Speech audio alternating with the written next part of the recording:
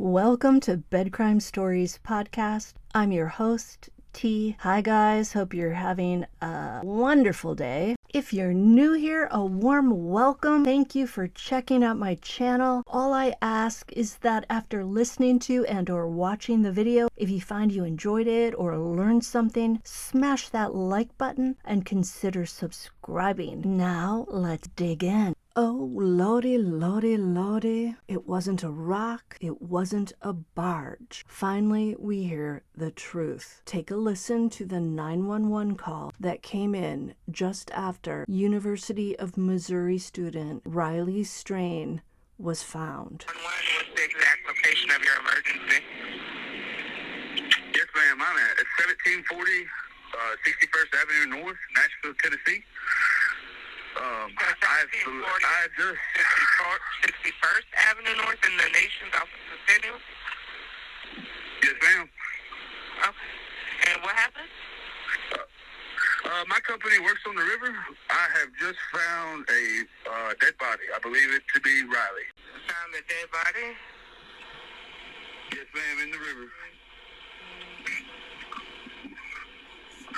We have no barges at this facility. What does it look I was like? checking around my dock. It's definitely got a person, hair, black shirt, kind of like a white, muddy looking on the front. It's face down in the water. Yes, ma'am. It's a Caucasian. It looks like a male. Yes, ma'am. Not the bed, but like is he partially in the water, partially out of the water? No, he's fully submerged besides his back sticking out of the water. I actually had to move a log off of the head to confirm it was a body. Okay. I'll have this call up and I'm gonna get somebody out there, okay? No, all right. I'll meet them up top. I'm gonna make my way up from the river here in just a few minutes. Okay. All right, I'll let you go. All right. Thank you. Uh-huh. So Riley was found when a log was moved, not a rock, not a barge. And today we learned from the parents that they know that he was wearing a belt on the night he disappeared. So how does a current drag off jeans held on by a belt? Riley was found still wearing his boxer shorts. So I ask you this, how does a current strong enough to rip off his boots and jeans distinguish between the jeans and the boxers? The worker who called in also said that Riley's head was wedged under the log. That makes it sound like somebody placed it there.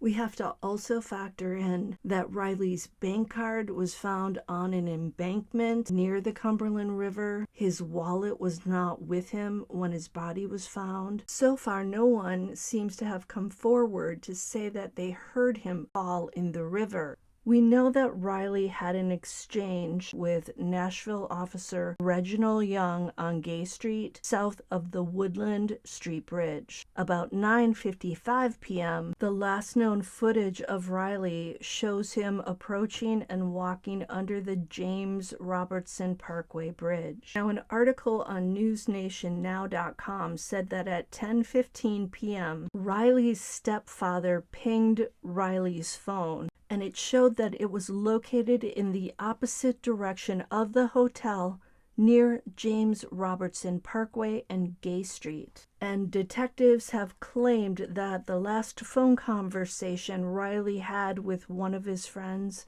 was also right around this time. We also heard from a homeless person who said that he heard Riley above an embankment and that he had fallen into a bush, according to another person who was up there and witnessed it. And this guy who witnessed it said that Riley was okay and that he was just very, very drunk. So if the phone last pinged around 10:15 p.m., that means that Riley really couldn't have been that far away, you wouldn't think. Could he have fallen into the river without anybody hearing it? It's been reported that the phone was either turned off or it went off the network around that same time. At least that's my understanding.